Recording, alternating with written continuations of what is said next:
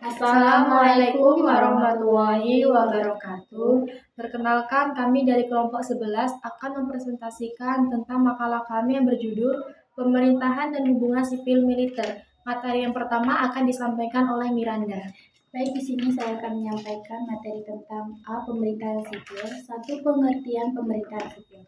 Menurut C.F. Strong dalam bukunya yang berjudul Modern Political Construction terbit tahun 1960 dikemukakan bahwa pemerintah itu dalam arti luas meliputi kekuasaan eksekutif, legislatif, dan yudikatif.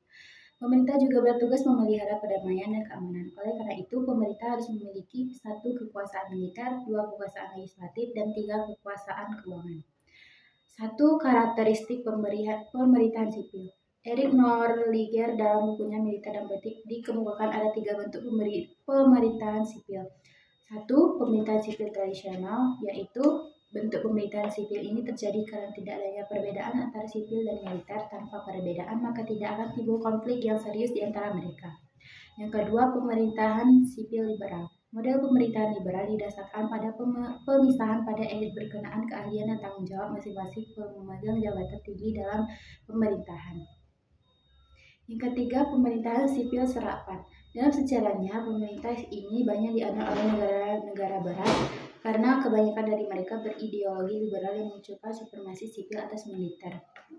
Yang ke B, pemerintahan militer dan karakteristiknya pemerintahan militer. 1. Pengertian pemerintahan militer. Perkataan militer merupakan pengertian yang bersangkutan dengan kekuatan bersenjata. Secara konkret, perkataan sipil di Indonesia adalah seluruh masyarakat, sedangkan perkataan militer berarti Tentara Nasional Indonesia, yaitu organisasi yang merupakan kekuatan bersenjata dan yang harus menjaga kedaulatan negara Republik Indonesia. Adapun yang dimaksud dengan pemerintahan sipil militer adalah pemerintahan yang lebih mengutamakan kecepatan pengambilan keputusan. Keputusan diambil oleh pucuk pimpinan tertinggi, sedangkan yang lainnya mengikuti keputusan itu sebagai perintah yang wajib diikuti. Konsekuensi rantai komando dalam militer. Yang kedua, karakteristik pemerintahan militer. Pemerintahan militer lebih merujuk ke arah gaya pemimpin suatu organisasi atau institusi negara, di mana kepemimpinan itu sendiri memiliki hubungan yang erat antara seorang dan sekelompok manusia karena adanya kepentingan bersama. Yang C, sejarah hubungan sipil militer di Indonesia. Hubungan sipil militer di Indonesia telah mengalami beberapa fase perkembangan sejak kemerdekaan. Pada masa Orde Baru lama, militer memiliki peran yang signifikan dalam politik melalui konsep dwi-fungsi ABRI. Periode Orde Baru menandai dominasi militer yang semakin kuat dalam urusan politik dan pemerintahan. Reformasi 1998 membawa perubahan fundamental dalam hubungan sipil militer dengan penghapusan dwi-fungsi ABRI dan pemisahan TNI dan Polri.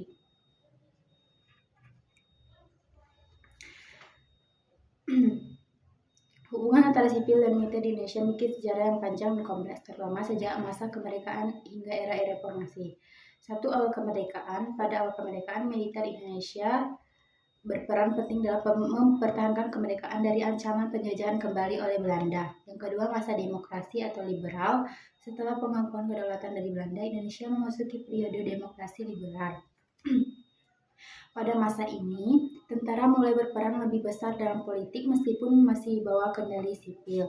Yang ketiga, masa demokrasi terpimpin. Pada masa ini, Presiden Soekarno memperkenalkan konsep demokrasi terpimpin yang mengurangi peran partai-partai politik dan memperkuat pengaruh militer. Yang keempat, Orde Baru. Setelah G3OS atau PKI, Jenderal Soeharto naik ke tampuk kekuasaan dan mendirikan Orde Baru. Pada masa ini, militer menjadi kekuatan politik utama yang mendukung pemerintahan Soeharto. Militer memperoleh posisi khusus dalam politik melalui konsep dwi-fungsi ABRI, yaitu militer berperan dalam bidang pertahanan sekaligus mengurusi masalah militer.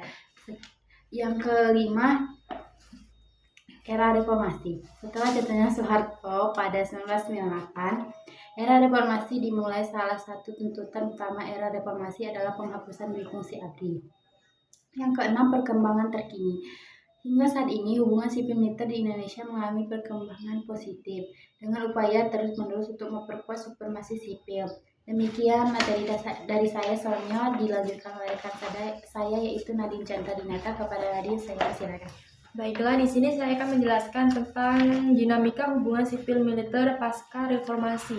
Pasca reformasi 1998 di Indonesia, hubungan sipil militer mengalami dinamika signifikan, berawal dari perubahan mendasar dalam peran militer di dalam sistem politik dan pemerintahan. Reformasi menandai berakhirnya era di mana militer memiliki kekuasaan dominan dalam pemerintahan dan beberapa ganda melalui doktrin Dui Fungsi ABRI. Angkatan Bersenjata Republik Indonesia.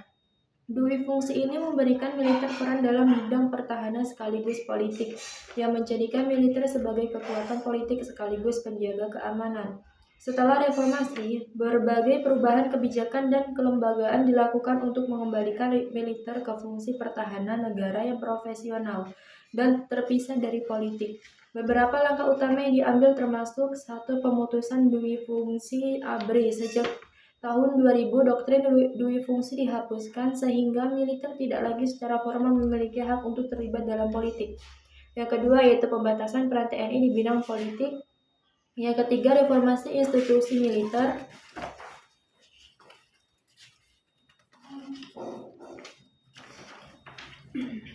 Namun, dalam praktiknya, hubungan sipil militer ini tetap mengalami dinamika dan tantangan di antaranya keterlibatan militer dalam urusan sipil, meski secara formal terpisah dari urusan politik.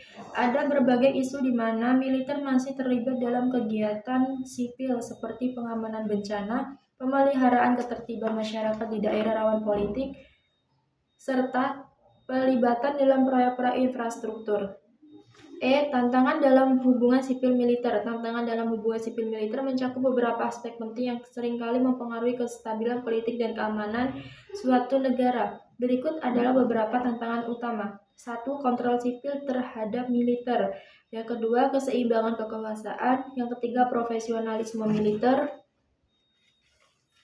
Yang keempat, integrasi dan kolaborasi. Yang kelima, budaya dan persepsi. Yang keenam, intervensi militer dalam konflik internal. Yang ketujuh, transisi kekuasaan yang damai. Memperkuat hubungan sipil militer yang sehat dan berimbang sangat penting untuk menjaga stabilitas politik dan keamanan nasional. Keberhasilan hubungan ini biasanya dipengaruhi oleh peraturan dan institusi yang kuat, penghormatan terhadap hukum, serta pendidikan yang mendukung profesionalisme militer tanpa mengabaikan kontrol sipil. Yang terakhir yaitu strategi penguatan hubungan militer. Strategi penguatan hubungan sipil militer bertujuan untuk menciptakan keseimbangan yang sehat antara kekuatan militer dan masyarakat sipil, sehingga tercipta stabilitas keamanan dan kesejahteraan bersama. Berikut beberapa strategi yang bisa diterapkan. 1. Yaitu pendidikan dan pelatihan sipil militer. 2. Kerjasama dalam program sosial dan kemanusiaan. Yang ketiga, penguatan transparansi dan akuntabilitas. Yang keempat, pemanfaatan media untuk edukasi publik. Yang kelima, keterlibatan masyarakat dalam pengambilan kebijakan keamanan. Yang keenam, pemahaman terhadap hukum dan hak asasi manusia. 7. Peran militer dalam pembangunan nasional. Baik, itulah saja materi dari kelompok kami. Saya akan membacakan kesimpulannya, yaitu pemerintahan sipil adalah suatu bentuk pemerintahan yang menggunakan gaya sipil dalam menjalankan kehidupan pemerintahnya. Sedangkan pemerintahan militer adalah suatu pemerintahan yang dipimpin oleh penguasa diktator yang mengenalkan gaya militer yang syarat dengan disiplin dan kental dengan ketenteraan. Hubungan antara sipil dan militer dalam sejarah lebih diungkapkan dalam bentuk ekstrim karena kegagalan pemerintahan sipil yang menyebabkan ketidakstabilan rezim militer yang tidak mempunyai opsi memerintah lebih baik dari pemerintahan sipil, sehingga pada akhirnya kedua hal tersebut tidak dapat berkembang sesuai dengan tujuan yang diinginkan. Demikian presentasi dari kelompok kami akhiri. Wassalamualaikum warahmatullahi wabarakatuh.